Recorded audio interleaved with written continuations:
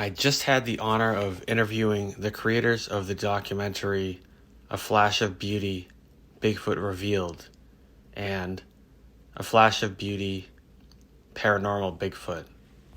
This is that interview with Brett Eichenberger and Jill Remensnyder. I hoped to offer a somewhat unique interview both for them and anyone watching, asking questions I felt were not too typical and ones I genuinely wanted to ask. We covered a plethora of topics, from both documentaries to delving a bit down the rabbit hole that this mysterious subject often leads to. I very much enjoyed hearing more of what is behind this fantastic documentary and sharing thoughts and insights with Brett and Jill. I picked up a little background noise and did my best to tweak the audio. I'm just a guy on a budget, so it isn't perfect, but I hope it will do. And with that, here's the interview. I am here with the Flash of Beauty creators, Jill Remensnyder and Brett Eichenberger. It is wonderful to have you guys. Thanks for having us, Martin. Thank you. And as I just mentioned, if you're cool with it, I'll just hit play on a little intro I made about you guys both, and then it'll just lead into some questions. Sounds great. Awesome. Hopefully I get this right. And here we go.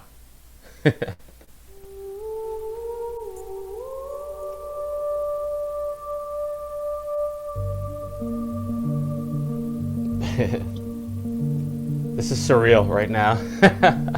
This is awesome. I'm a big fan of you guys. So. Thank you.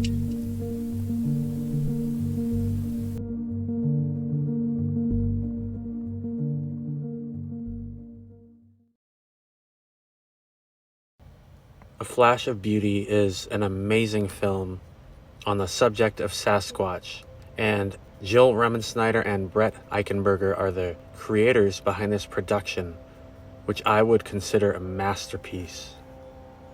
I have created an introduction to introduce both creators, to highlight a few points, and also so they don't have to rehash a few points they have covered in numerous interviews.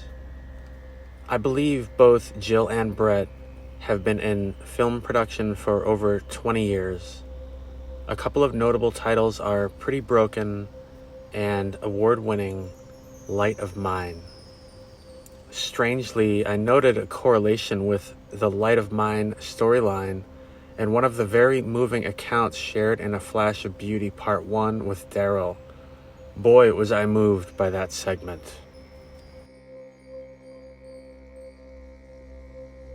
One connection they have had during multiple years of marriage is a mutual interest in the paranormal.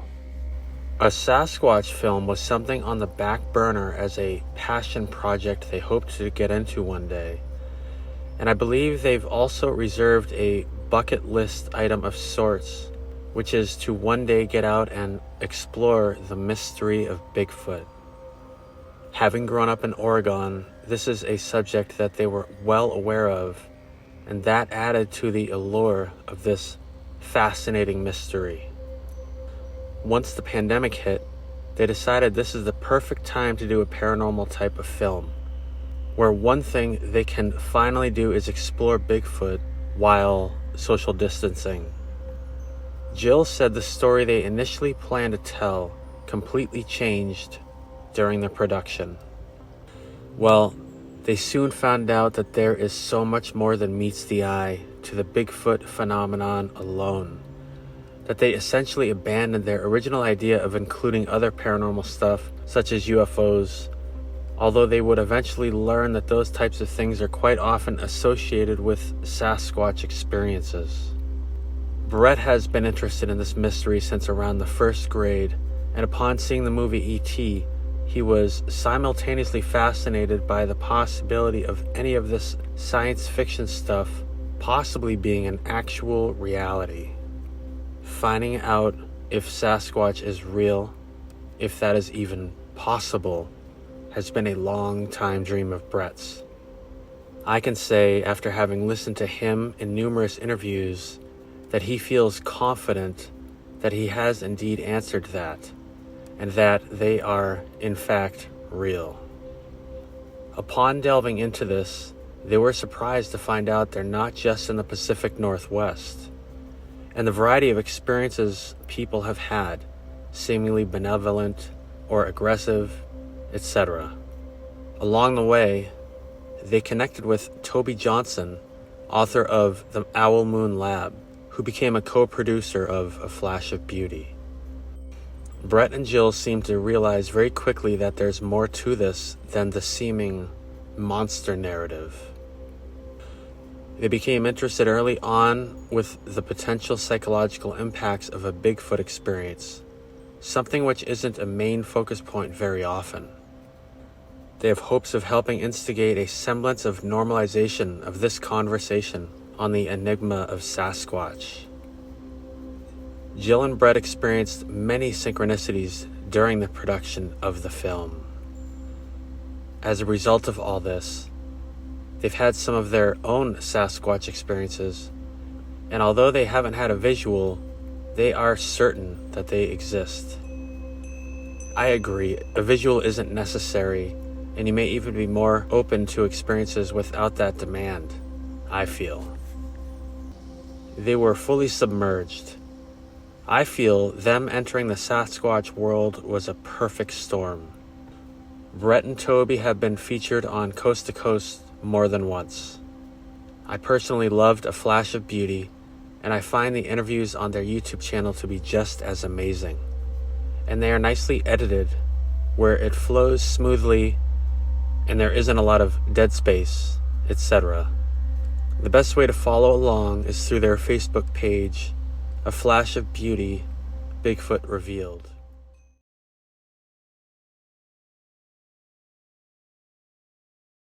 With that, I would like to formally introduce Brett and Jill. I really hoped to interview you last year, but now I am really glad it is after part 2 has been released. I have created a series of questions.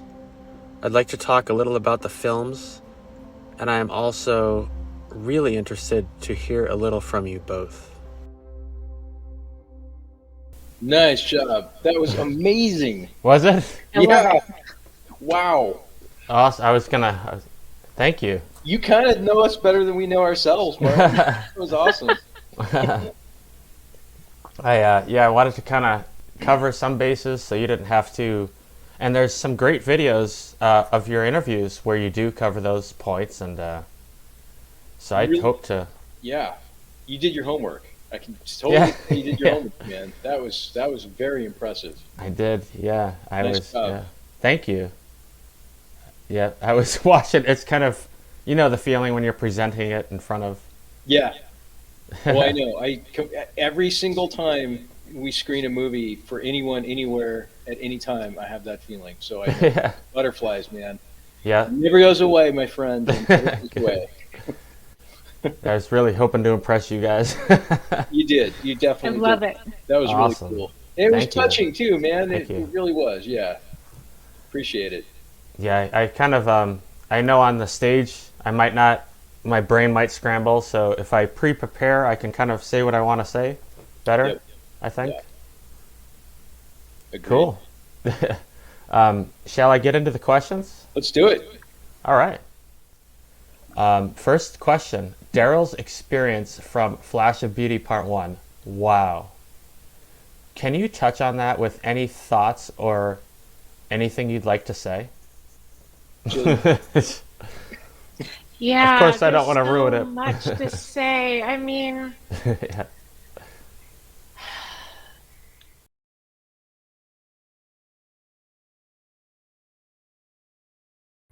let me gather my thoughts. In the film, we feature a shortened version of Daryl's story, and we have his full interview on our YouTube channel.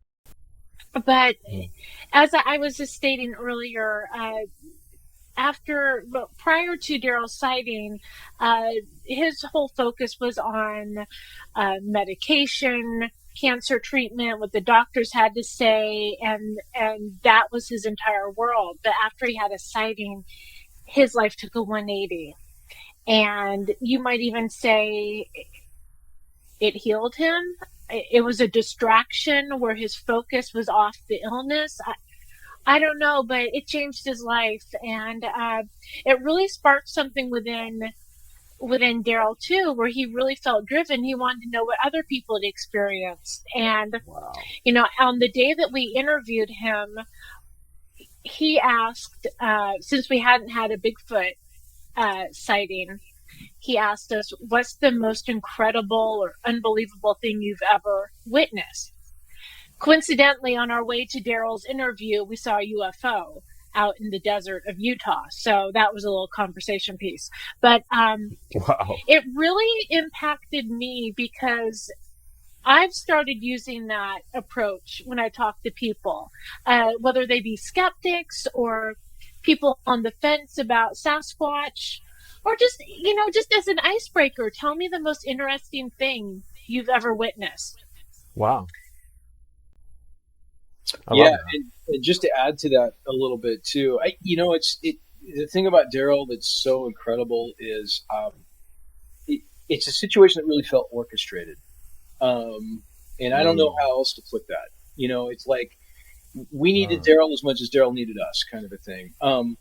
And just seeing that, after a Flashy Beauty's been out now, Flashy Beauty Bigfoot Revealed has been out now for a couple of years, and it'll be a couple of years, I guess, in May. And just to see how many lives that Daryl has been able to touch, and how many people he's been able to almost like counsel in a lot of ways, because Wow.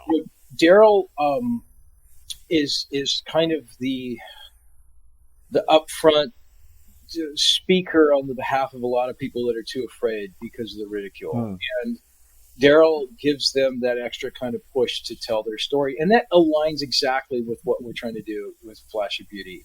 And we realize that it's not easy. It's very difficult to talk about. It was difficult for us to make this movie. We had family members question us, like, "What are you doing? It's Bigfoot.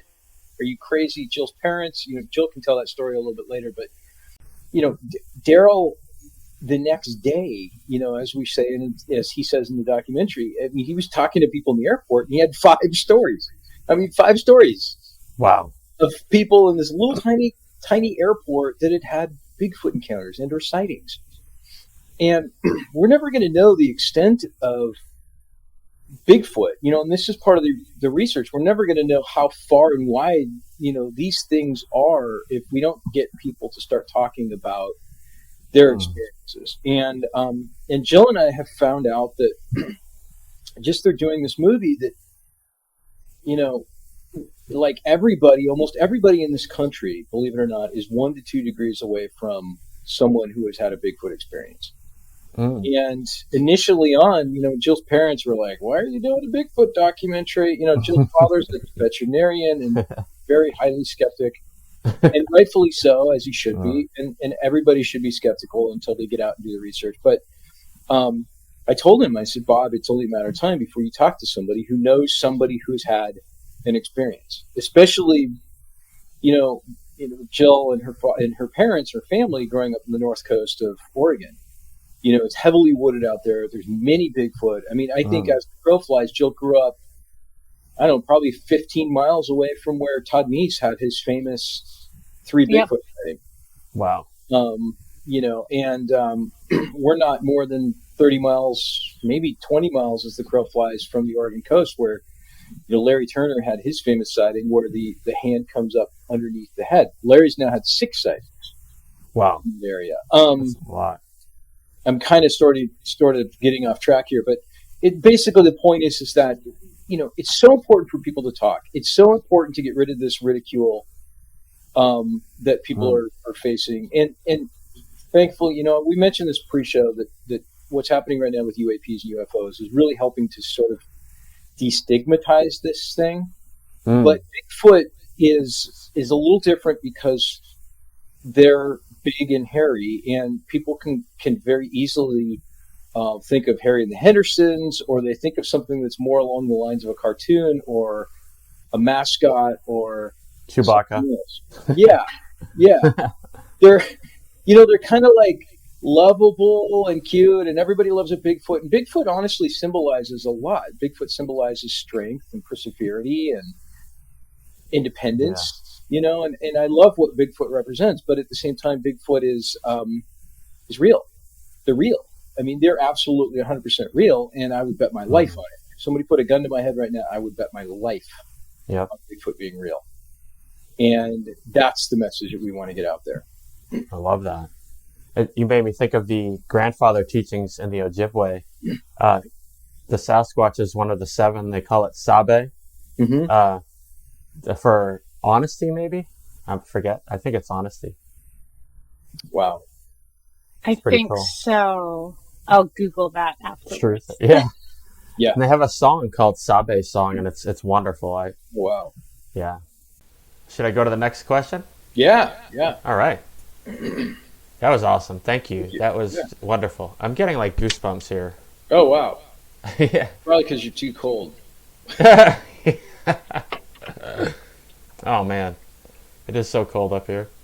All right. Here's the second one. So, you've been to Bluff Creek, where the Patterson-Gimlin film was. What was that like?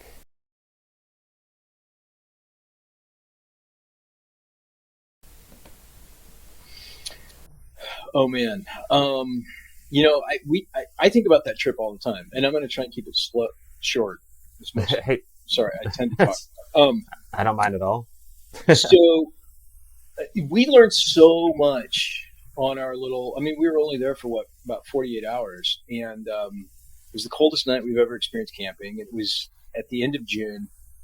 It just so happened that there was some rain going through there, and that's usually a pretty mild and warm spot. But it was not easy to get to at all. It's really rugged area. It's tucked way back there.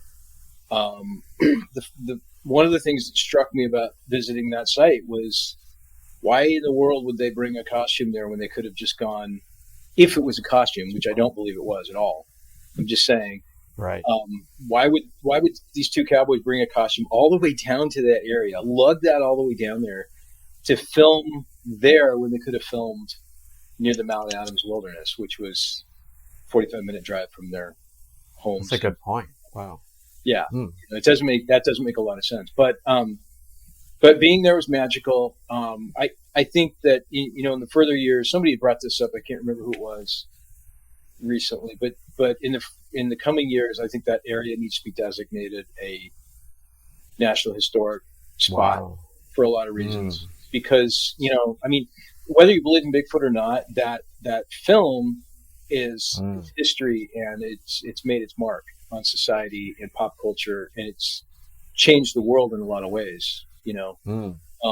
From little kids with their imaginations, and I remember the very, very first time I saw a still frame from the Patterson-Gimlin film, I was probably 6 or 7 years old, and it's like ingrained in my mind. And I wondered what in the world this thing was I was looking at. I couldn't comprehend it.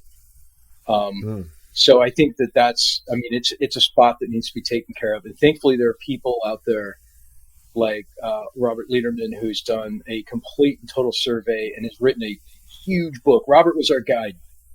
We were truly blessed to have Robert as our guide there. Yeah.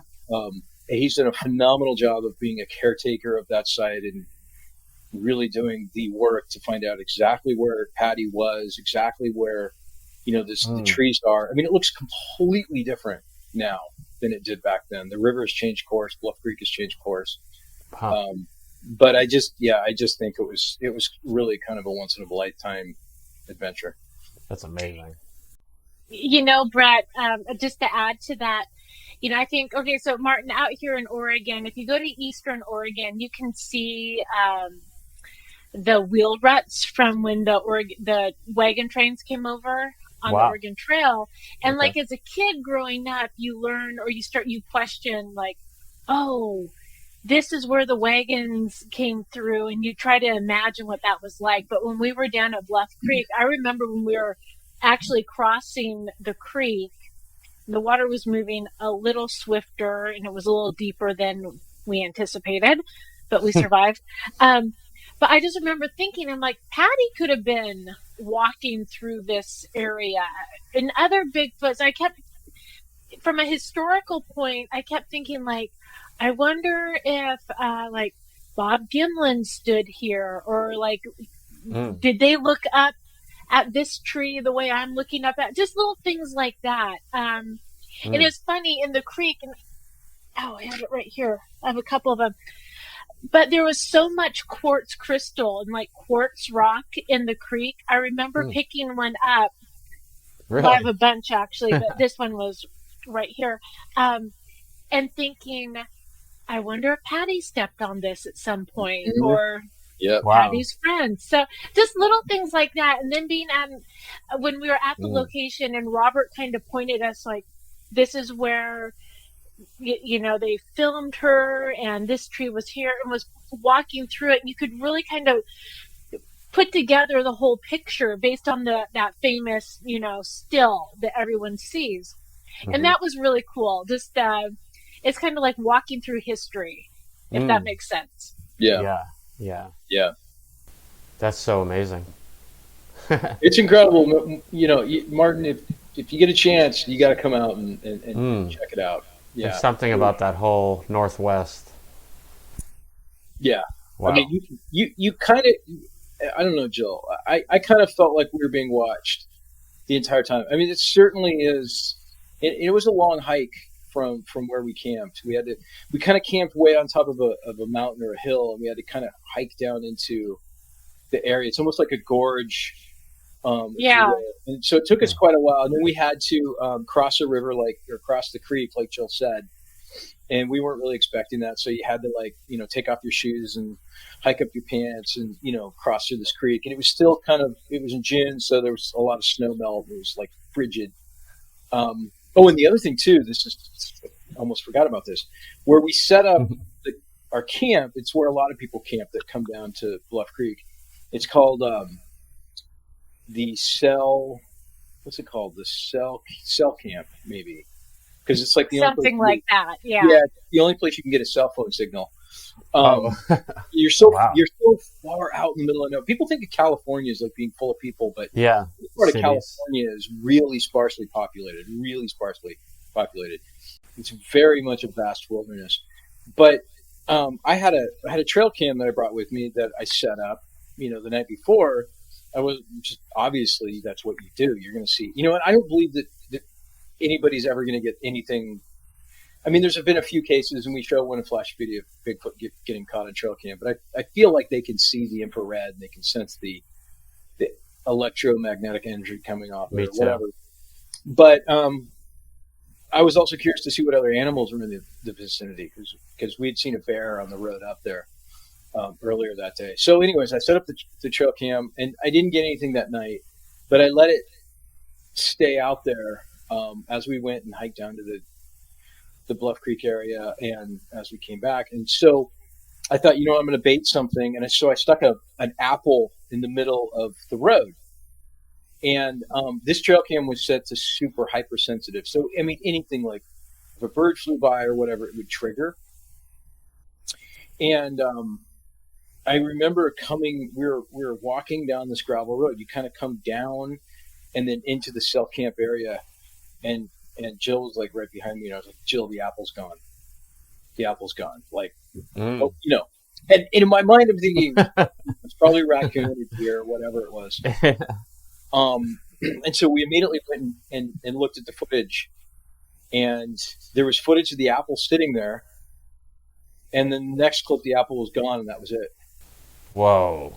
There was no animal, nothing. So in my mind, it's like, what would have been so fast what could as do to that? get that apple and not be captured on film? I mean, there was nothing. Like, animals don't care if they're captured on camera. And it's pretty fast shutter speed or whatever. Yeah, it's a fast trigger. I think it's like a half a second, maybe like 3 between. milliseconds. Whoa. Mm-hmm. It was broad daylight. So that was like a half a second when it was there and then not. Yeah. Yeah. So we'll never know. Thomas Potter, who was with us that night, Thomas and his wife Joanne actually invited us, and Thomas caught some audio. He caught some interesting audio that night of some grunts and some knocks in the trees and stuff like that. that too. So Wow. yeah, So you Yeah. might have gifted a. I mean, you could wonder if Patty came and took an apple. exactly. Who knows? Yeah, maybe that's her Wow. whole shtick. Like Wow. people set stuff out for her, and you know, If who she's knows? still there, you know. Yeah. You wonder. Yeah, you really do. You really do. And just to add on to that, that was a crash course in, I guess, Camping 101. Like Brett said, it was June. We figured it would be warm and sunny. I thought we were going to be camping in a meadow. California, It'd be you think so? warm. Yeah. Throwing a frisbee. It was, I mean, Brett, what do you think? Probably low 30s, mid 30s Yeah, it was that low to night? mid-30s that night. Yeah. In June. Wow. Yeah. Yeah. Wow. We were not prepared for that. That's- I do not know how we got through the night. That That's no was fun. rough. Oh man. Oh, well. We learned. Yeah. We made it out. Oh. That's amazing, though. I love how you guys immersed yourselves. Like, you're not just filming this movie, like, in rooms. Like, you went to that location. Mm-hmm. Wow. Yeah, and I shot some GoPro footage and some drone footage and stuff that, you know, at some point will appear on our YouTube channel. I just haven't had very a chance cool. to do it yet. But it'll be out probably, you know, in another month or so. I look forward to everything you guys put out. I just... Sometimes you interact, sometimes the person just talks, and it's... Anyone watching this, go to their YouTube channel and watch the documentary, but it's... All of it, it's just awesome. Thanks, man. Thank Yeah. you. Thank you. Well, I guess I'll go to the next question. Thank you so much. This is amazing. Fascinating, too. I can't really process it now, but I want to watch this again. Okay. Next question is, I believe you went with Chad and Austin to where they had their experience, I think. And if so, what was that like? That was amazing. So yes, we did go up to the lake, Miller Lake in Southern Oregon.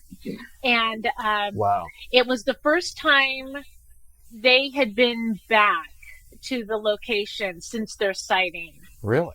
And Okay. so for them, the emotions were still really fresh, and their eyes were just fixed on that log where they had their sighting, just almost just waiting and wishing for it to happen again.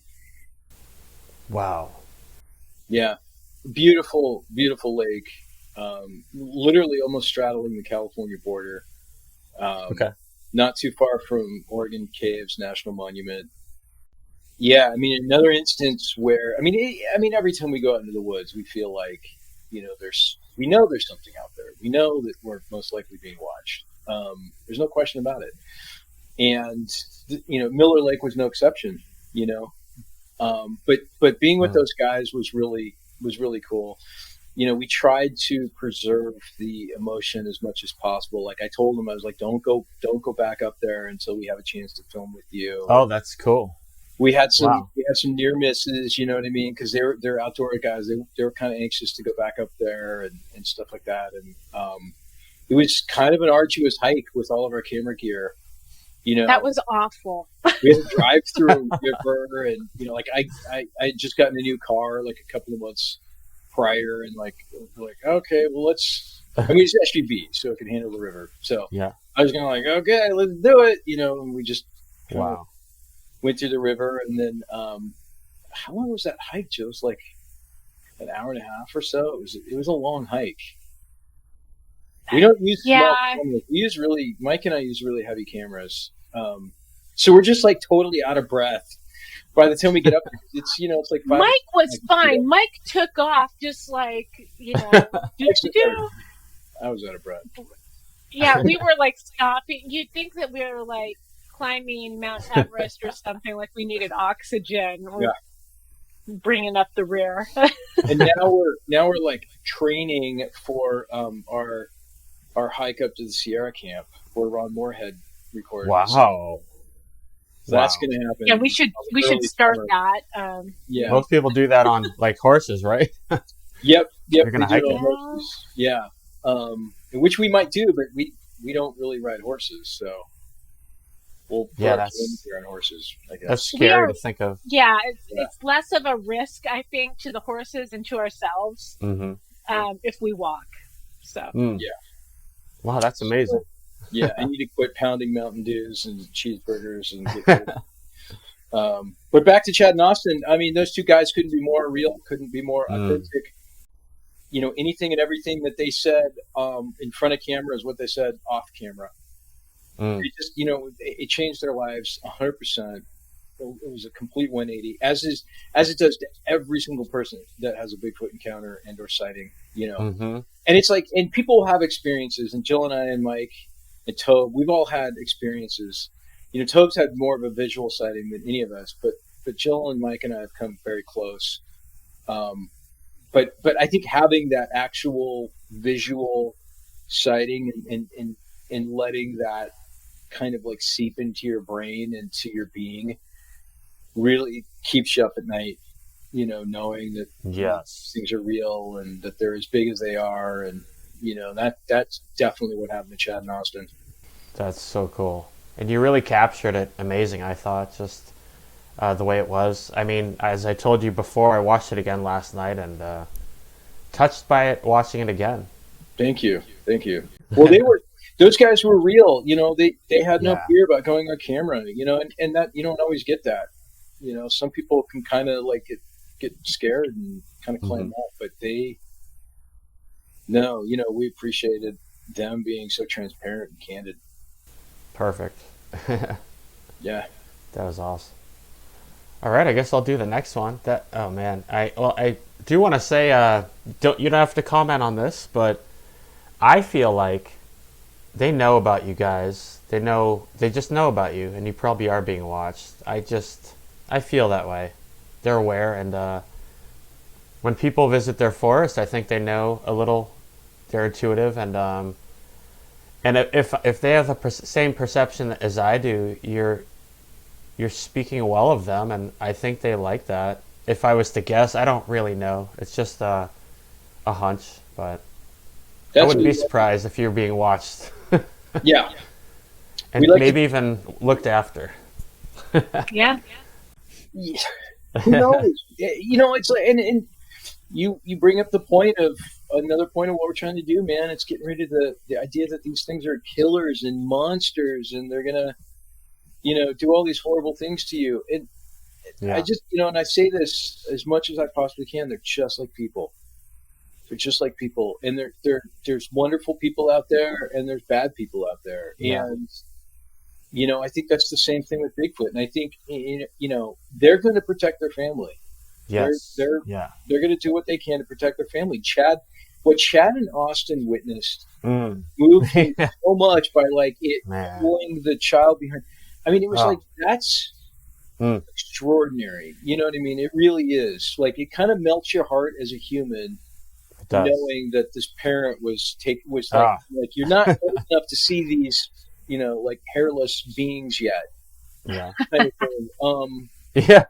You know, it's like which would make sense because, you know, if you would think that your parents would do the same thing if you were a little kid. I'm sure they would protect, you know, any parent would protect their child from a Bigfoot, right? I mean, they just would. That's instinct, you know, and that's amazing to me. The humanity in them is amazing to me. But you know, there are people out there humans that do horrible, awful, unspeakable things. And you know, I'm not gonna lie, we can't sugarcoat it. We've heard stories. We haven't heard any stories of anybody being killed or violently beat up or anything else, but we have heard many stories of people mysteriously disappearing. Yeah. You know, and there's stories of people that disappear, and like Albert Ostman's the famous one that he got carried away and he woke up and he, you know, was stunned to be in like a Bigfoot camp and somehow escaped, and he had this amazing story. Well, you know, his story's not like super uncommon. Other people have told that story too. So, you know, it's, you have to be careful. You have to be cautious. You know, they are beings. They are going to protect their livelihoods and their kids and stuff, you know, and And that starts off with just being respectful to each and every animal in the woods, you know, and they pick up on that. They really do. I agree. Absolutely. All right, man. Great insights. Thank you. I Yeah. feel like they watch you like that and kind of see what you do. How do they treat that squirrel? Some Yeah. people wonder why they get maybe something aggressive, but they might have just shot a squirrel for fun, Yeah. and maybe that triggered them. You know? Yeah. It's a totally different thing if you're out killing things for the joy of killing them versus killing something to eat in order Yeah. to stay alive. Or just throwing your beer can, or Exactly. Jack, who's in our second film, Jack had an extraordinary experience. I don't want to spoil it, but you've seen it, and Jack towards the end of the film, and when we go out with Jack, he brings a trash bag with him. oh yes, He gets really kind of like upset, and I don't blame him. And he finds garbage, and he takes that garbage home with him. love that. He cleans up the woods. Yes. You see in a Flash of Beauty Paranormal Bigfoot, he's setting out like apples, and he's wearing a rubber glove because he doesn't want to contaminate them with Love that. human germs. Yeah. That's what we need. Jack is he's of small stature. He's maybe 5'4", Okay. maybe even 5'3", but he makes up for that with his massive heart. I mean, the guy is like an amazing guy who just spreads love through the woods and kindness. He really cares about Sasquatch, and he's had so many experiences with them, so many sightings. Wow. With them, and they reciprocate. I can see that. Example of that. Yeah. That really resonates for me. Makes total sense. Yeah. Love yeah. that. You get back what you put in. Yes. I've experienced that myself a little too. Cool. I consider them very kind, at least the ones I've experienced. Yeah. Yeah. Really amazing. And it can be and will be. Oh, I just clicked up the next one, so I'll go right to it. Okay. Something I picked up from interviewing Arla and Barb, because I interviewed Arla and Barb as well, is this sense how they originally started out to learn about Sasquatch, and they eventually learned about themselves. This one continues to the next, so you can read it all. Oh, there we go. Arla flat out says that we set out to learn about them, and we end up learning about ourselves. Barb said that she thought she was habituating them through gifting, etc., and eventually she felt that it was, in fact, them habituating her. Any thoughts on this, or anything you'd like to say about Barb or Arla? I can say, just right out of the gate, Barb and Arla are just two extremely just wonderful, beautiful people, and I could have sat there and listened to them all day when we were filming with them. And that's a really interesting point that Barb makes about them habituating her, because after being up to her house where she's had all this activity, she's just almost like it's almost like being in a fishbowl, I guess. How would you explain it, Brad? I mean, she's right there with everything, all the activity around her. Yeah, I mean, and people don't know that the cloaking footage that she shot was not even a quarter of a mile from her house up the trail. Wow. Yeah, that's how close they are. Wow. And then, I mean, Arla, the property she's on, and just her history of experiences is just magical. Even when we were out there filming, I kept kind of looking past her and I kept scanning the tree lines, hoping someone would peek out. Yeah. But my gosh, no, that's such a good point. And Arla says in, I think she says it in the sequel. I know it's in her interview somewhere, but so much of it is about, them being able to pick up on your intentions and what kind of like that, what you're bringing to the forest and whatnot. And just to be a good person, and that's going to come back to you. Kind of like what you were just saying, Brett. That's cool.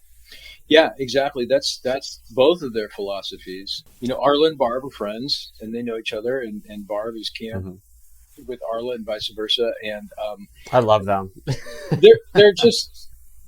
they're the greatest. I mean, I'm so glad that it was a little out of the way and out of the budget for us to go all the way down to Oklahoma, but we knew that we had to make it happen once we had the phone call with Arla.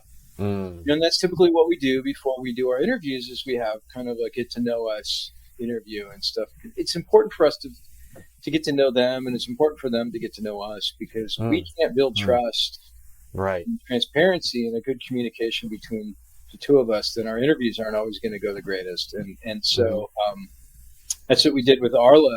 We Jill and I were crossing the days off the calendar that we were going to go down to Oklahoma to meet her and see her famous property and be in that area. And like Jill said, I mean, we were just literally almost on pins and needles waiting to see something. We knew they were there. You could feel it. Yeah, you could feel it. And it's the same with Barb. And I think that maybe a lot of what we were feeling was just their energy. They just kind of exude a great energy. And we talked about this a lot in A Flash of Beauty Paranormal Bigfoot. Tara talks about this a little bit, about how she's Tara's psychic, and she can see a lot of people can see auras around people, and they can see the energy emanating. And she says that that's what Sasquatch see. Okay. And that makes perfect sense. That makes perfect sense. It does. They can almost see if you're green, and I'm just throwing arbitrary numbers or colors out there, but if you're green, that means go, that you can be, they can approach you. And if it's red, then maybe you're not the best person to be around, or they'll chuck a rock at you, or scream, or do whatever you want you to leave. Yeah. So that was very insightful. But both of those two ladies are just treasures. They're treasures to the Bigfoot community. And I'm glad that their stories are getting out to folks around the world right now. I'm glad honored that we were able to make that happen. I love how you guys did it. I was going to say, they both have such a genuine curiosity, and they're open-minded to whatever they come across. They're not going out with set expectations. They're just out there to enjoy the outdoors and nature, and what happens. Yeah. Love that. That's so true. Because I've watched both of them, listened to them, and wow. Yeah. I'm so anxious to put both of their full-length interviews out on our YouTube page, but there's more. There's more. Yeah, we have hour-long interviews with them both that I think are amazing. People are going to love them. They're not going to come. Those interviews aren't going to come out for a while. Yeah. Maybe not even until the summer, because the movie is still out. So we don't want to give anything away. But they just have so much to say. They really do. Yeah. Wow. Thank you. Yeah. This is such a treat to get your perspective on all of this. Oh, man, you're welcome. This is awesome. I'm enjoying it very much. And speaking of, so this one, the Barb shoot footage, which is in part 2 and is amazing. Can you talk about how you feel it is like the Patterson Gimlin of the paranormal? Yes. So here's kind of the story real quick. And some folks out there may have heard it before, but I wasn't really aware of Barb Shoop's footage until somewhat recently, within the last couple of years. I didn't see it when it initially came out a few years ago. And I saw it, and the first time I watched it, I didn't see the cloak figure. And then when I saw it, I was like, whoa, wow. There's clearly an individual with intelligence that is, kind of scrunching down, turning, and running away. I mean, it was so apparent to me. I got a hold of Barb, and I asked her if I could have the original file, so I could have the full resolution, and I knew that I was working with the actual piece of footage. And I like to do that. That makes my job easier, because then I'm not wondering if there's something higher resolution that's going to give me more data to kind of pixel peep, as they sometimes call it. And she was like, yeah, absolutely. No, not a problem. And so she sent it to me. I love having the metadata. I love having all of the information attached to the file, so I can really kind of gauge time and place, where the sun should be, where the light is, so on and so forth. And frankly, my job is to debunk these things. I mean, our job should be to debunk these things. We need to be looking at this stuff with an open mind. And that's not always easy, because sometimes we can get tunnel vision.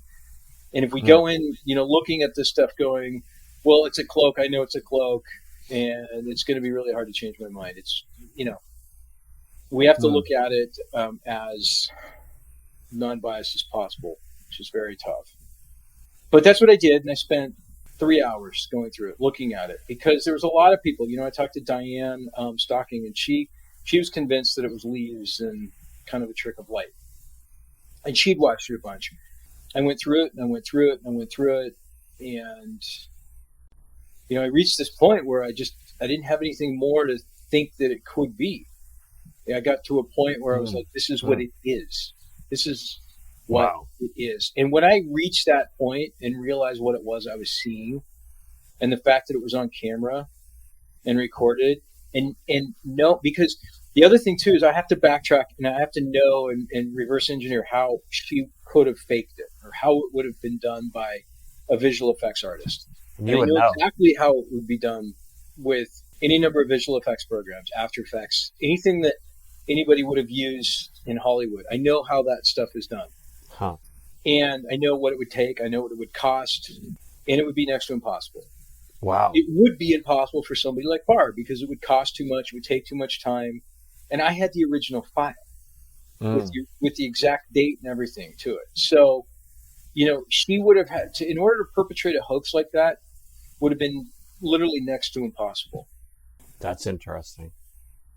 When I realized that, and then when she said that what she saw in real life was black, I mean, it's like, that's when, to me, I realized that this is literally the Patterson Gimlin of the paranormal, because it is next to impossible to debunk. And at some point or another, I will probably release a video as to why I've come to all of these conclusions, and I can point out what it would take from a visual effects perspective.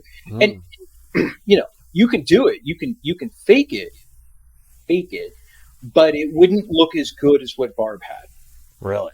Yeah. Wow. It would look synthetic. It's like a computer generated people, or AI people. If you look closely at them, you can tell there's something that's not right. In Hollywood, they call it the uncanny valley.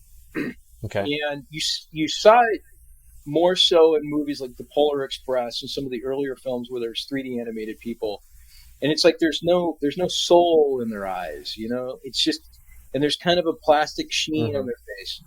Obviously, here we're talking about something that's cloaked, but you can, and when I say it's people with trained eyes that are used to seeing visual effects and the quality of visual effects and understanding terms such as rotoscoping and match moves and some of these much more technical terms. You can tell, you can look at a branch and go, okay, they composited that branch in over the top of the cloak figure, and this is what it would have taken to have motion tracked this, so on and so forth. And that's what I'm saying, is that her, I have the entire clip. I don't just have that smidge. She sent me the entire, 3 or 4 minute clip. So, I can go back and I can look for an edit point, or I can look for, a natural place to cut. I can look for any number of things that would be a red flag to say to me that this was hoax, this was fake, this was a camera anomaly, this was a sensor anomaly. You can get water on a lens, or you can get a variety of different things that could make itself look like a figure or a person, and it's your brain playing tricks on you. But this is not that situation. This is an observer that is standing there, that is observing them, and when it knows it's been found out, it ducks down, turns, and runs. And when you watch it over and over and over again, it's as clear as day. And it's the real thing, and it's amazing. Brett, can you add that about the conversation you had with the visual effects artist? How he picked up on something that that no one had pointed out before, and once we saw it, we could not unsee it. Yes, there's another piece in there that has not been pointed out, that nobody has ever really seen. And there's a little bit of distortion up above the figure as it ducks down. You can see this a little bit more of distortion. I don't know what it is. I don't know if it's part of the energy that's radiating from this figure, or if it's a part of the figure and it's partially cloaked, and the other part of it's invisible. Really?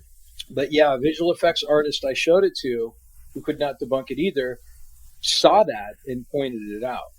And that's, again, it's very difficult to see, but it's there. It's more of like a trained eye kind of a thing. And I don't think it makes a difference one way or another, whether we point it out or not. But it's there, and it just adds to the mystery. I almost purposely didn't mention it because I'm just curious to see if somebody else will see it. It's just another little like kind of marker, I guess, to show you that it's real, that it's authentic. Yeah, it makes it even more interesting. Yeah. Wow. That's a lot. I mean, you're a professional at this, and it's what you do. Wow. Yeah, I mean, again, just like I said, I'd bet my life on Bigfoot existing. I bet my life on this being real. Wow, that's a lot. Yeah, it's crazy, and you see the reaction of Eric Barb from Skinwalker Ranch, who looks at this kind of stuff all the time.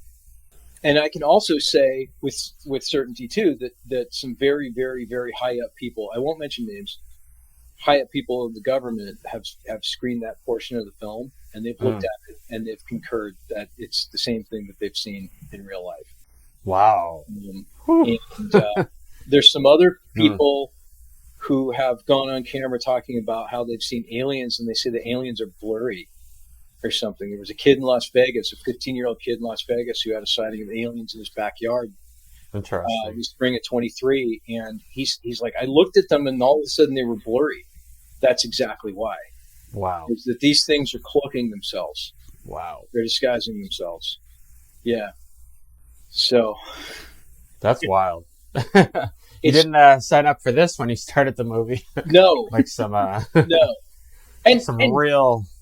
Wow. And I want to just be like total straight up and saying, anybody that's watching this that can debunk it, that can come up with another solution, it's like, this is all in the name of science and the truth. It's like, if you can definitively debunk that and come up with another reason of something that it could be, be my guest. Wow. It's a challenge. Yeah. That's fascinating. You good? Or can I go to the next one? Yeah. All right. I don't want to. I'm loving it, but time's just. No, please do. Yeah. I'm like, I wouldn't want to do anything else right now. Okay. I think this one is 2 parts. Henry Franzoni. Wow.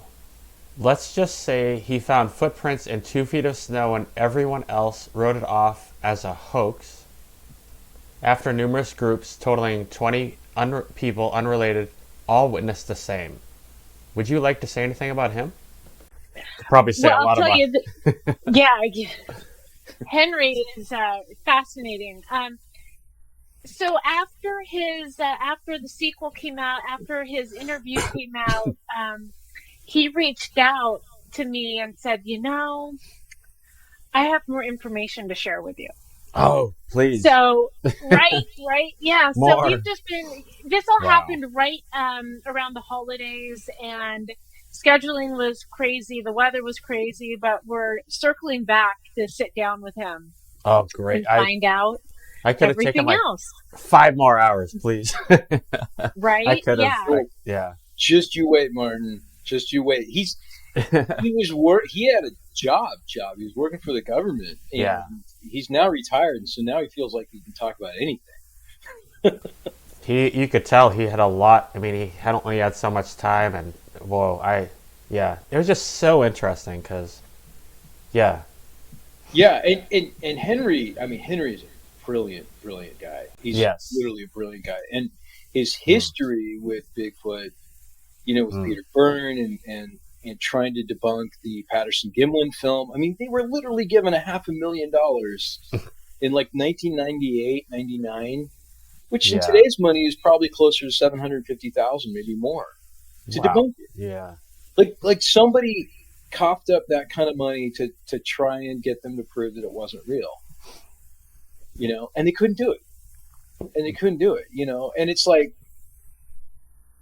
he just has so much to say, and the two footprints in the snow. I mean, we've heard the same story from Ron Moorhead, up at the Sierra camp. They encountered the exact same thing. Really? The footprints just stopped. Yeah. Wow. And it's like, what is that? what's going on? Where are they going? And like I said earlier on the show, meanwhile, you've got Congress people talking about interdimensional beings. So, connect the dots. Yeah. Do these things have like a remote control? Do they do it biologically? Is it like electrobiological, transformation? Is it like what Henry says? Is it all vibration? Do they turn into an orb and fly off? A lot of people have seen Bigfoot emerge from orbs, and they think that orbs are the way they travel. And Ashley talks about that. So I can't wait to hear what Henry has to say. If I can just jump in really quick, it's a little off topic, but speaking of, the tracks in the snow, Brett, I don't know if you remember this or not, but when we were at Cabela's doing the screening of the sequel, there was a guy who came in, he was just kind of hanging out in the doorway. And he's like, what's this all about? And I did our pitch, well, we made a film and this is the sequel. And I was trying to get a read of him because I was like, this guy's probably going to tell me I'm crazy or whatever. And he just looked at me. He's like, I've seen him. He's like, I followed the tracks 6 miles in the snow, and the tracks disappear. They just stop. And he was he had to run off to check his like coyote traps or something like that. The other thing I was going to say that was Henry related is I was like, well, have you ever seen anything else weird out there? And he's like, oh, you mean like the lights? I'm like, okay, here we go. He's like, yes, the orbs. So unprovoked. Yeah. Yeah. Wow. A lot of people have seen the orbs. Unrelated. Nothing to gain by telling you that. Wow. Yeah. That's powerful. Well, I guess I think that probably will get people's curiosity about Henry, because we could talk about him for 2 hours. Oh, yeah, easily. I guess I'll go to the next one. Yeah. All right. Okay. There were so many great experiences shared in the movie. Those were just a couple that came to mind for me, and yet they were all terrific. Yeah, I just had to throw that, though, because just so much of it was good. I only mentioned a few people. I've observed what almost appears as a sort of mission of sorts pertaining to this, where you want to sort of spread the word about this subject, especially with what you've learned, etc. Is this accurate? Go ahead, Brett. Like, don't everybody talk at once, right? Yeah, 100% accurate. We want to be forthright. We want to share our stories. We want other people to come and share their stories. And let's just have open conversations about some of these things that we're experiencing. One of the things that we've noticed when we have done these interviews and/or attended Bigfoot conferences, or even on YouTube for that matter, is that there's something therapeutic about people talking about what they've seen and experienced. And it's just like anything else. And I think this is kind of like a totally new realm in the world of Bigfoot and aliens and whatnot, is that there is a mental health component that you need to talk about, and people are kind of afraid to talk about it. And many of these people that have had Bigfoot sightings, alien abductions, they've seen close-up UFOs, many of these people are left with post-traumatic stress disorder, in a big way. And they need help. They need to talk about it, because it's not always a neat, exciting experience. People see and experience these things. Folks that are out researching, out in the field even have these moments. Todd Neese has had these moments where he's been a few feet from one that was making all kinds of noise. He didn't even see it, and he was frozen in fear. Sonia talks about that in her long form interview. Didn't make the movie, but she talks about how she ended up going to the doctor, and the doctor was telling her what happened. But this is very common with people because you fear the unknown. This is part of our primordial instinct as human beings. It's fight or flight, and there are different parts of your brain that you only access a few times in your life, and this is one of them. It's how do I defend myself? What do I do? You're trying to assess, am I predator or prey in this moment? And so you're thinking fast, and your adrenaline is really a drug that is just coursing through your veins, and so you start thinking differently and everything else, and those lasting effects don't always go away. And so that's why we talked to Dr. Michael Adams, a Yale-educated psychologist who had no problem going on. There was no taboo or anything else about getting on our film and talking about Bigfoot and things that people have seen they can't explain. And so I think that goes moving forward is that's really the message that we want to get out there is let's talk about it. Let's talk about it. And honestly, there are times when people can talk about it and not only feel better, but they might find out more, like Doug Meacham talks about, going under hypnotherapy. They find out more about their sighting that they were suppressing. And that helps the process too. Or sometimes there's situations where maybe they didn't see a Bigfoot. Maybe they thought they saw a Bigfoot and they got scared anyways. We have to be real about everything that's happening out there and truthful and honest about it. The vast majority of these people know exactly what they saw. Yeah. And some people have been within a few feet of these things. And like I said earlier, David Pilates has done a whole series on people who have gone missing strangely in the wilderness. Yeah. And we don't know if those are aliens. We don't know if those are Bigfoot. We don't know if these people have fallen down crevasses. But each and every single one of them is very, very suspicious. Very strange. They're not easily. Sorry. I'm done. I need to stop talking. Okay, there's a little bit of a delay, so I wasn't sure if you were done or not. But there's if we can normalize the conversation so it's not such a taboo subject, and there doesn't need to be, if we can remove the ridicule and shame and realize that maybe like a flash of beauty, maybe there is something beautiful to be taken away from this.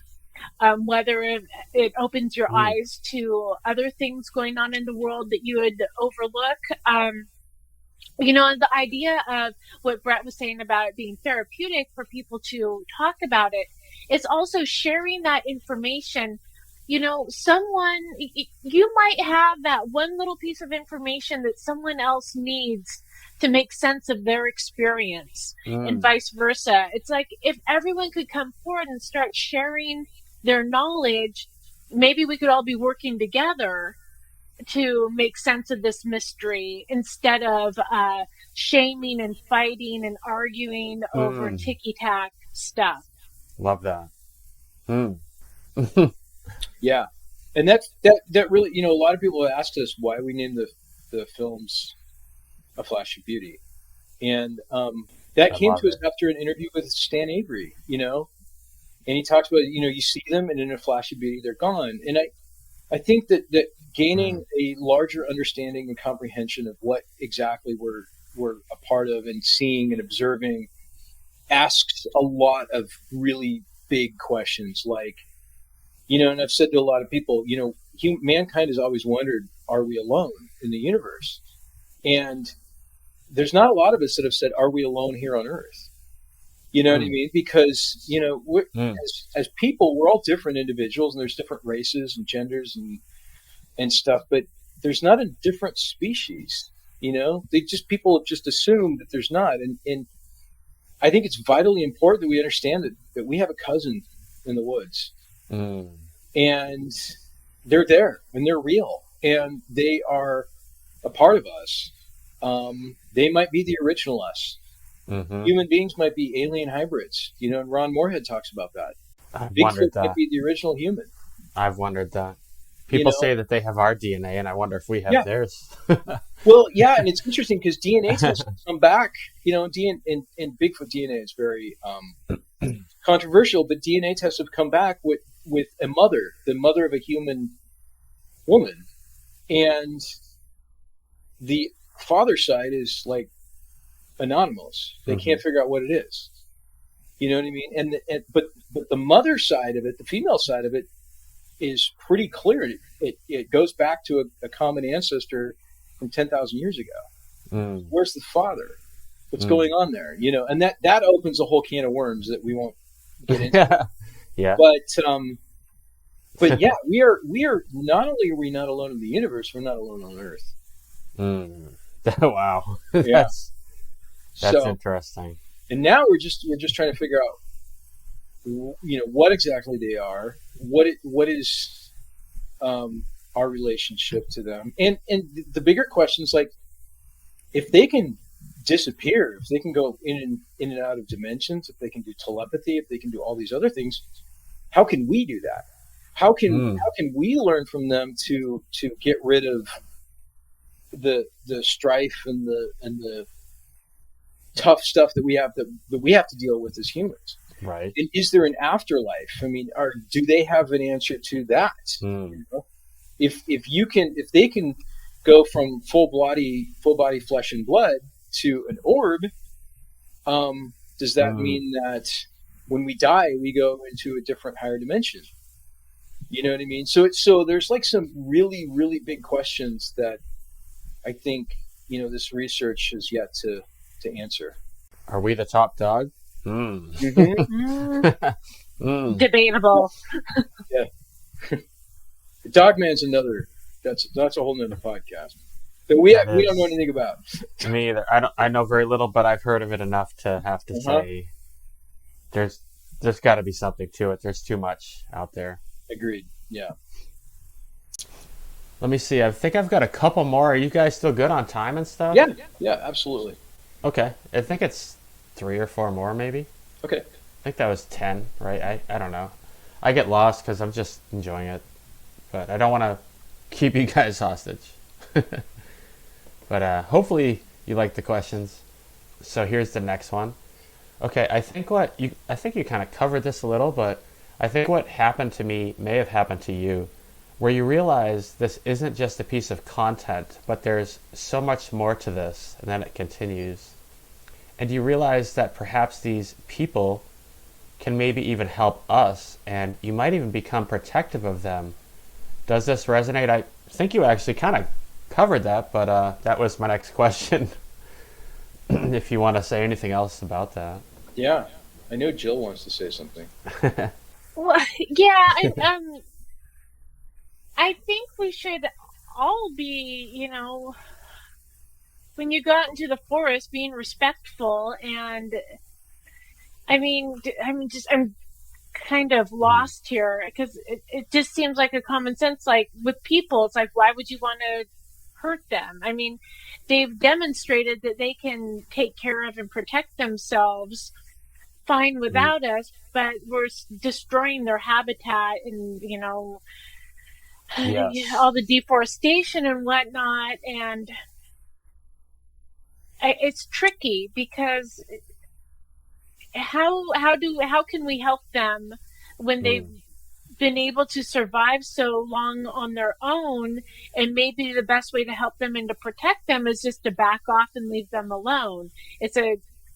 I don't have the answers, but it's kind of like when they talk about when you, like, a fed animal is a dead animal. Like when you start feeding wild animals and whatnot, does us like habituating in their area and becoming familiar, is that a detriment or not? I don't know, but I don't want to see anything happen to them. Yeah, this is kind of a loaded question in a lot of ways. Because we get into it, and we get into it a little bit with Stuart Love, and Stan Avery talks about it. Talks about why the government won't give them up and why the government won't admit that they're real, because it causes more problems than it solves. Better off than really, myth.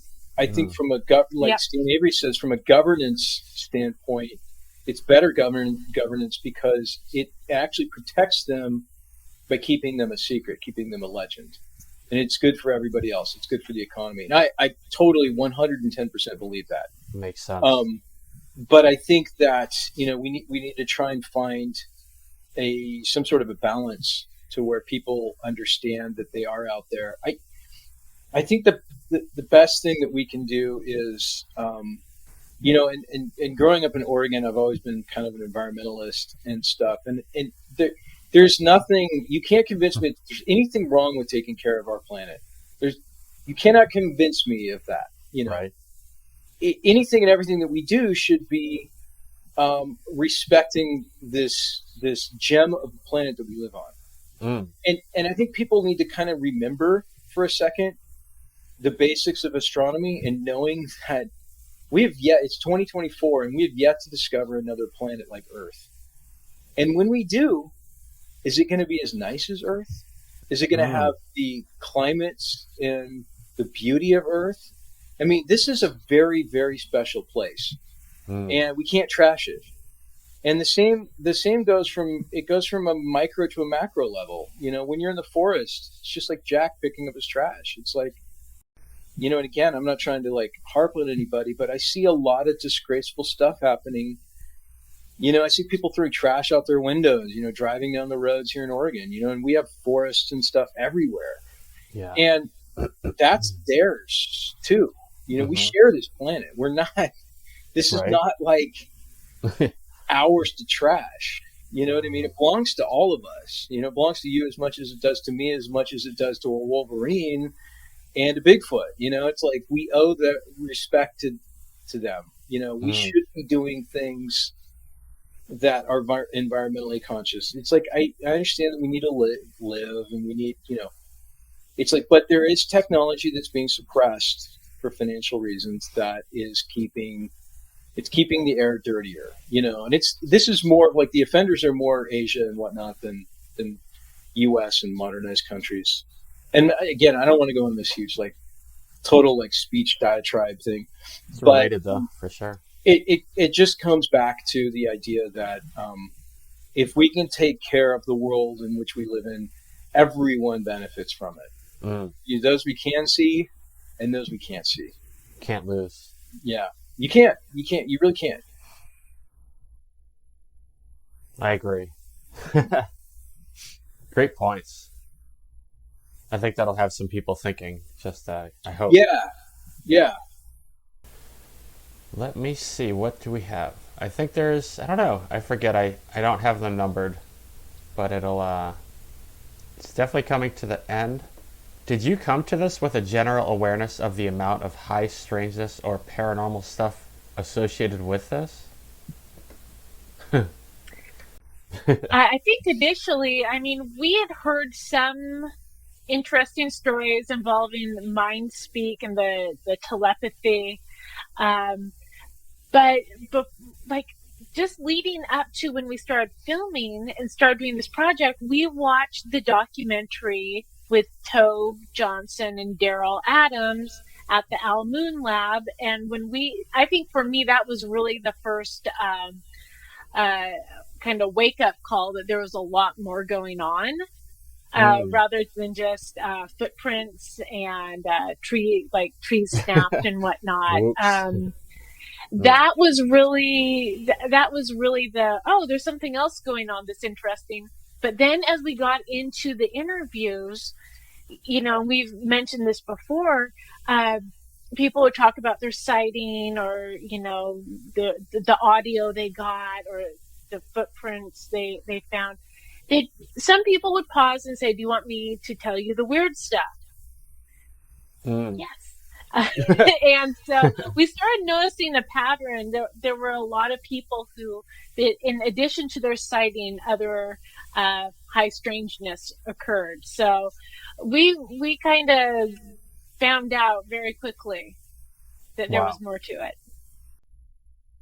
Yeah, I think so. We started this journey back in 2012 when we were invited to Beachfoot, which is an invitation-only researchers gathering. In some way, shape, or form, we were invited.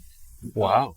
It was heard of partly because we were friends with some guys who weren't researchers, but they were friends with somebody else who we were potentially doing a movie with, and they invited us. And Jill and I were like, we're like, yeah, of course we want to go. I mean, this is like our thing, And we went, and we went into that conference back in 2012, total flesh and blood, because that's what we knew. And how could we conceive of anything otherwise, right? It's a big, hairy ape, primate, hominid. Maybe it's the missing link, but it's obviously some sort of an advanced ape, right? That's what was in our minds as we went into that conference.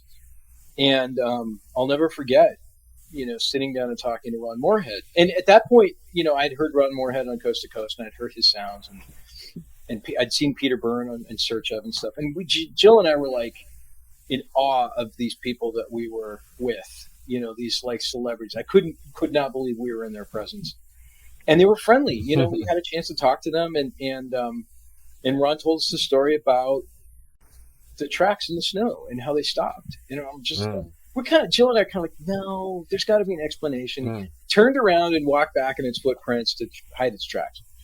And then Ron's daughter, Rhonda, told us about how she had seen a Bigfoot cross through the camp, and yet her niece was only a few feet away, on the other side of some trees, saw a wolf cross through. But no really? Bigfoot. Yeah, and so I've heard that too. It's just like, wow, there's a shape-shifting component going on here. I've heard that. So we left that conference going we're kind of like, oh, that's kind of weird. How do you wrap your head around it? It's, all of this stuff, if people out there that are watching this are total flesh and blood, I agree with where you're coming from. It all sounds absurd. This stuff sounds absurd. Down to the nuts and bolts of it. Yes, a little.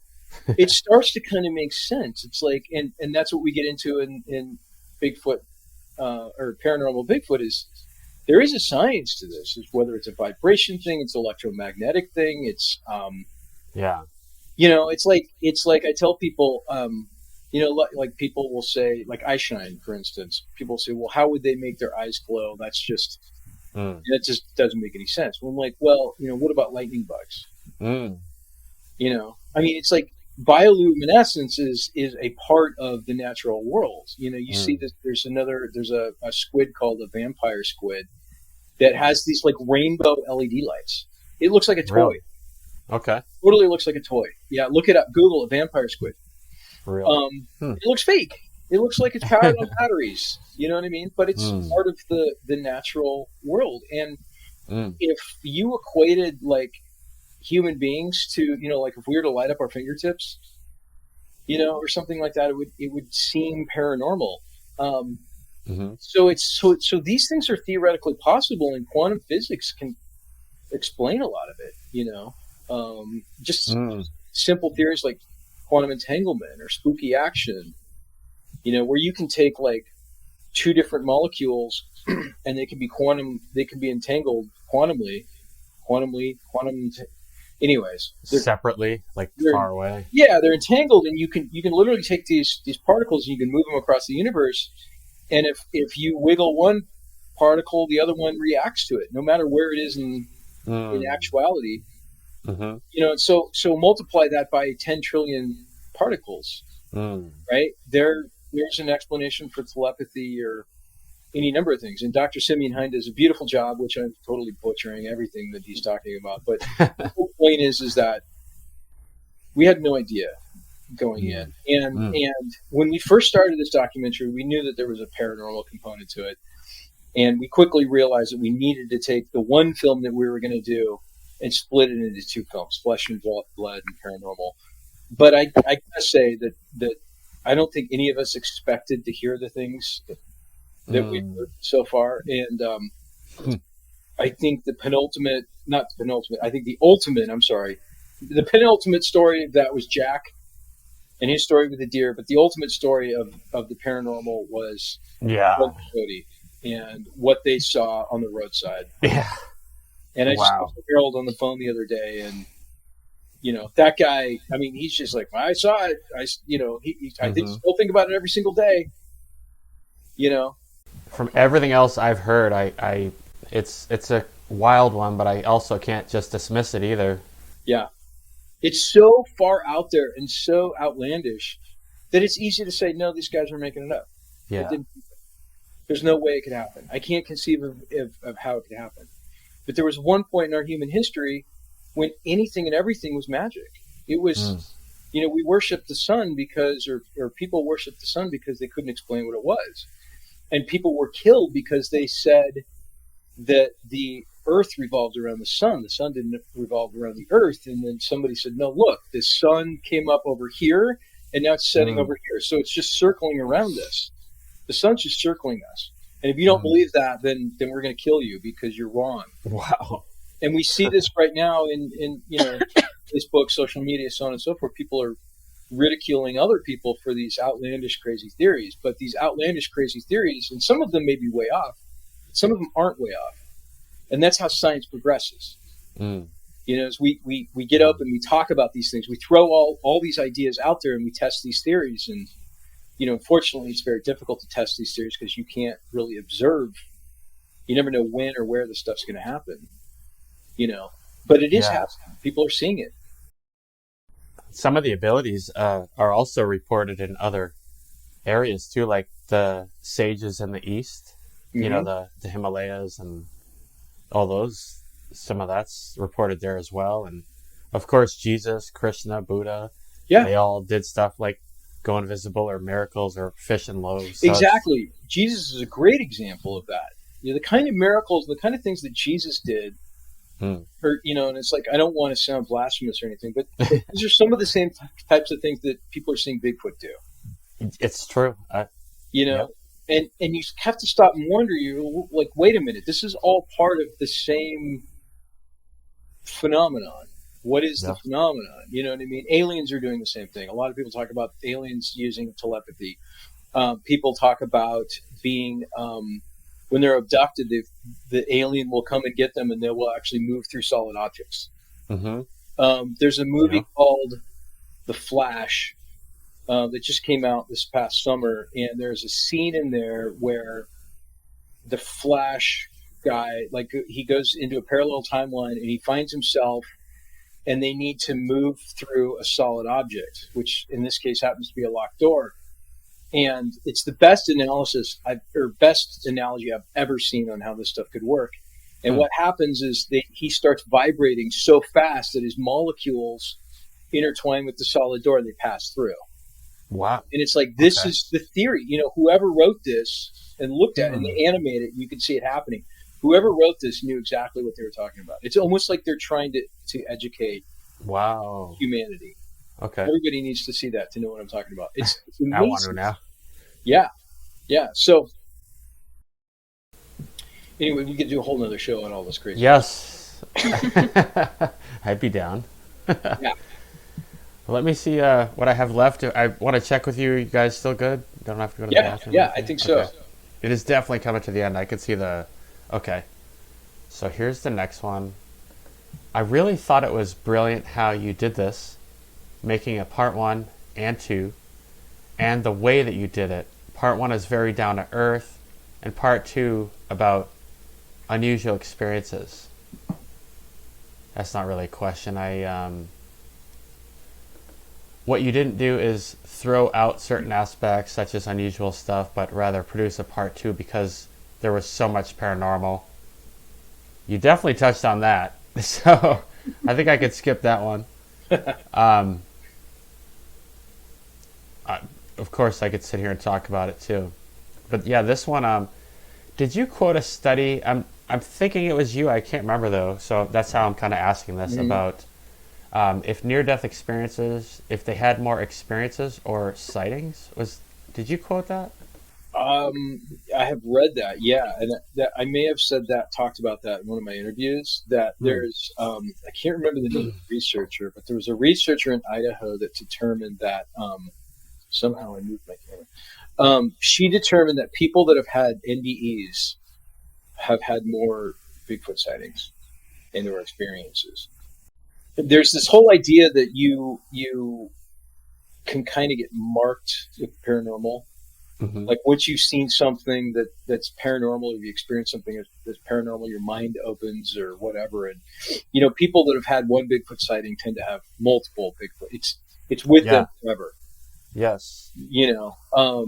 So I think that's where that theory comes from. Okay. I mean, in terms of like near-death experiences, the NDEs, I guess you might, think of it this way. You're you're crossing the veil, so to speak. And like Brett said, I don't know if it's getting marked or maybe, you get a little bit of a shine on you while you're over there. But when you come back, maybe because you've crossed the veil and come back, you're able to see, or you're more sensitive to things that you normally wouldn't have been before.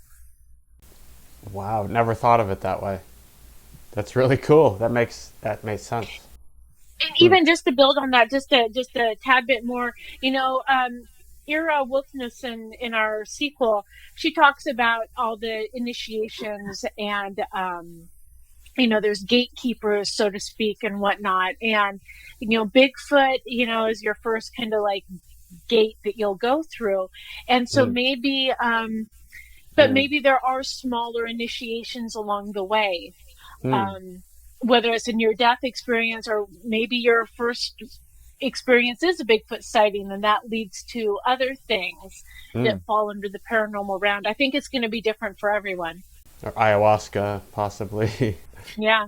Yeah, who knows? Wow. Who knows? I mean, Ira says that everybody gets an invitation, but not everybody RSVPs. And that's really true. Some people just they're not ready for that in their life. I think that everybody at some point experiences, and some people might experience it in their final moments of their life. I read something the other day that, I don't know if this is true or not, but it could be, that Anton, was it LaVey? The founder of the Church of Satan. His last words were, "I've made a horrible mistake. I had no idea." And I'm wondering, like, what was he talking about? What did he see? Did God have mercy on his soul as he was dying? That's kind of what I was just thinking when you said that. Like that. I don't know. I mean, but there's stories like that all over the place. Yeah. Wow. Yeah. So there's some people that are born with these abilities, and they're indigo children or what have you, or they just know they have a gift. There's other kids that are born and their memory from their past lives wasn't reset, wasn't erased. There's a lot of evidence out there for that. I highly suggest everybody watch Surviving Death on Netflix.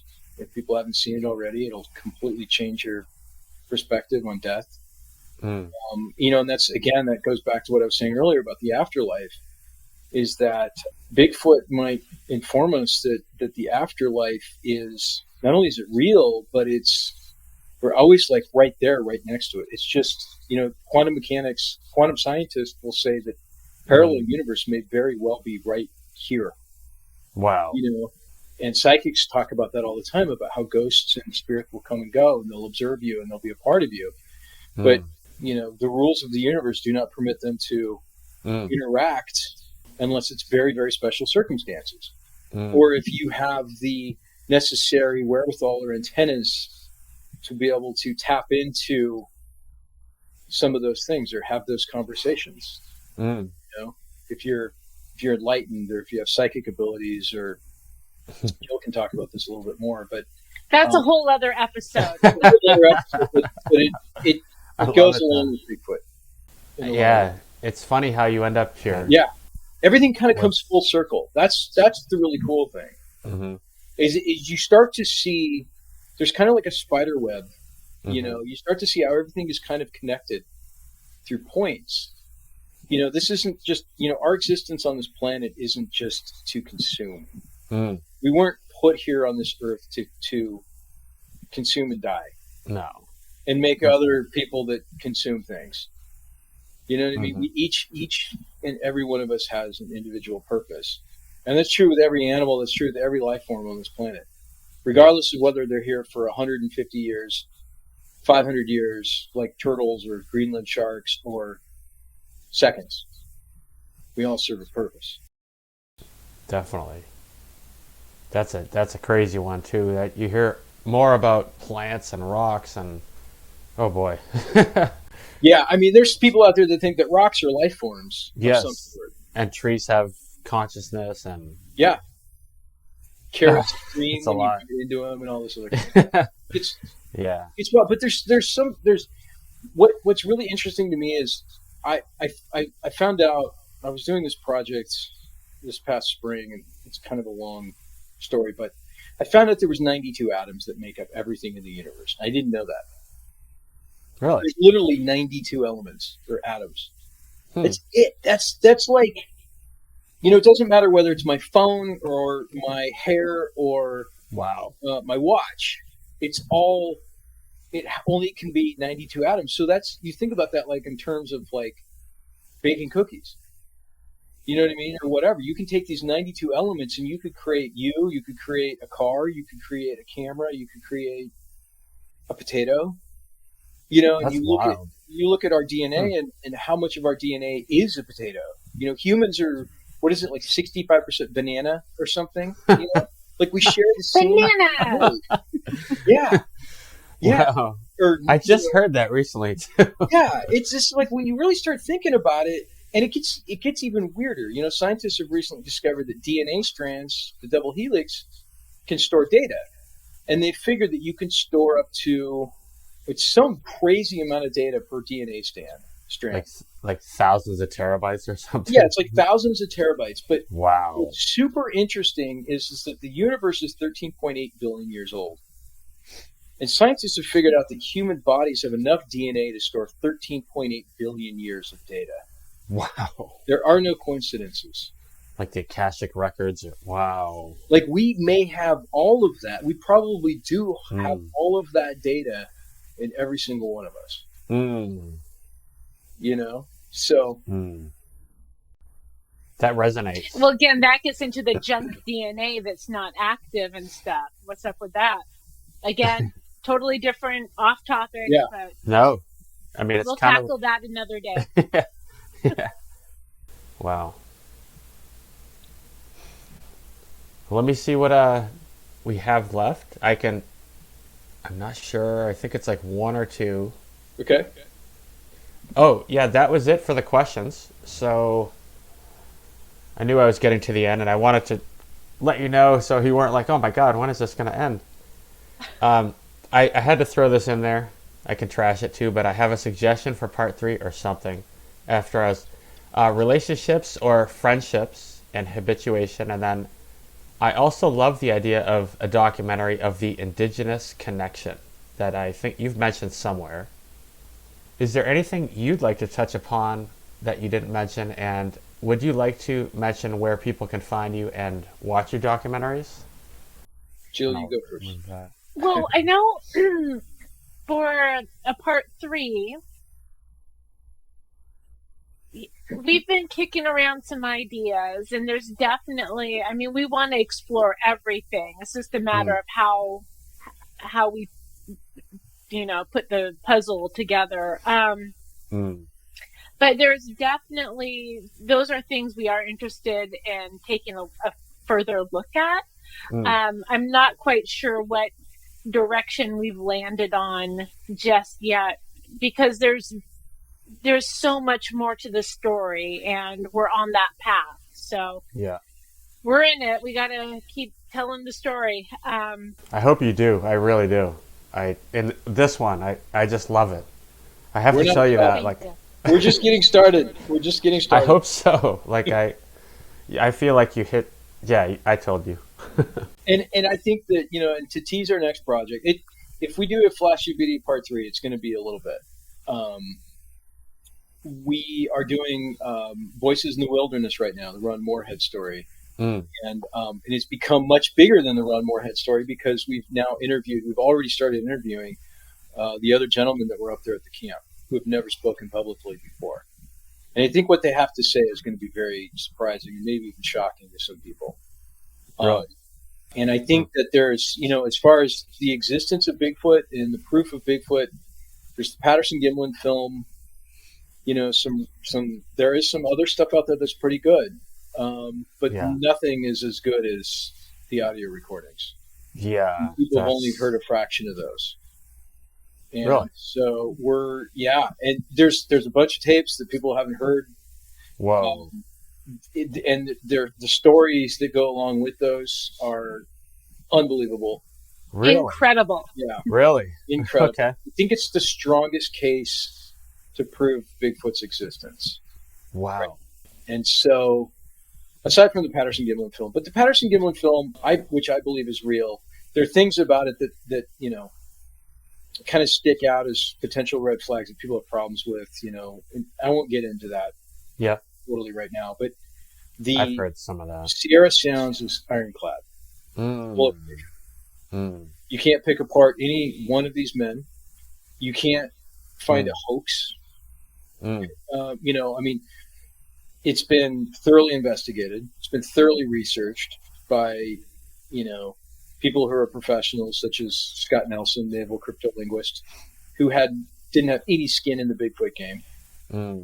He heard the sounds and knew that it was some sort of a language and became fascinated with the subject matter, and on and so on and so forth. So that's going to be our next movie, and we've talked about, you know, nice the indigenous connection for Flash of Beauty Part 3, and that's a possibility. We're also working on some other stories that are totally crazy, Bigfoot stories that are totally crazy. That I love that. I want to hear more of the. I want to hear just the really, not from you, but just I want more. I get it with the sightings, and I want everyone to share theirs, but I just want to hear the interesting stuff that happens, people's homes and, you know, in their backyards. There's a lot of them. Well, and there's a lot of people out there right now that are not getting any younger. Yes. And we want to get them on camera before it's too late. Excellent. Yeah. Oh, and the other big thing is you can see our documentaries, A Flash of Beauty, Bigfoot Revealed, and the sequel, A Flash of Beauty, Paranormal Bigfoot, on Amazon.com. Awesome. And since I follow you, I was very happy to see that finally went through onto Amazon. I know it was took a while. That was a tough one. Yeah, I couldn't wait, so I watched it on Vimeo. But. Oh, cool! Thank you. Yeah, some people are having a hard time with Vimeo, and I don't blame them. They want to watch it on their TV, and so we've been. Yeah, it's so easy. They know Amazon, and exactly. I had somebody ask me, and I sent them the link to it, and they're like confused. Yeah, that happens. Yeah. And if you want to mention anything else, like where people can follow you and stuff, I know the answer, but just if you want to say anything. The best way to stay up to date on what we're doing and events and places where we'll be and screening the film is at our Facebook page, which is A Flash of Beauty, Bigfoot Revealed. I'll probably show it right here. Okay, and our YouTube channel, A Flash of Bigfoot. And you'll see all the faces from our documentary and people we featured. We have a website. It's very rudimentary, but it's www.bigfootdoc.com, and that will take you to both documentaries as well as to merchandise, like if you want to buy a sweatshirt or a hat. Awesome. I saw you had a sweatshirt because you also do lives with updates on YouTube, and you had a really cool sweatshirt on a couple days ago. You know, and I have to say this, when you order through our website, thebigfootdoc.com, we have a local printer here in the Portland area. It's a double barrel printing in Vancouver, Washington. They make the best stuff, and the quality is so great. We've heard from so many people that their Flash of Beauty, Bigfoot Revealed sweatshirt has become their favorite because there's something about it. It's just so comfy. Really? And local, too. Yep. That's so cool. Local, and it's addictive, and they'll ship it out to you, no problem. Yep. Awesome. Well, I guess Thank you so much. I've been looking forward to this for so long. Thank you, Martin, and thanks I for being patient with our schedules too. So sorry Absolutely. about that. It's my honor, and I think it just aged well over time. Cool. I- Well, Yeah. we don't get dumber as we go through life. So yeah. Yeah. Yeah, I prefer this timing now for me, just and with the movies and what you've I felt like we could talk about more. So I'm totally happy. It was worth the wait. Well worth it. awesome. Well, keep us posted on when this comes out, and let us know if you need anything else, man. Definitely. And I guess I'll stop it, and then we could chat for a second if you want, or Yeah. you can just go. I don't want to hold you any We do have longer. we do have a call coming up soon, so we don't I have figured. too much more time. But yeah, absolutely. I'm going to end it now. So thank you again, and blessings. Thank you. Thank you.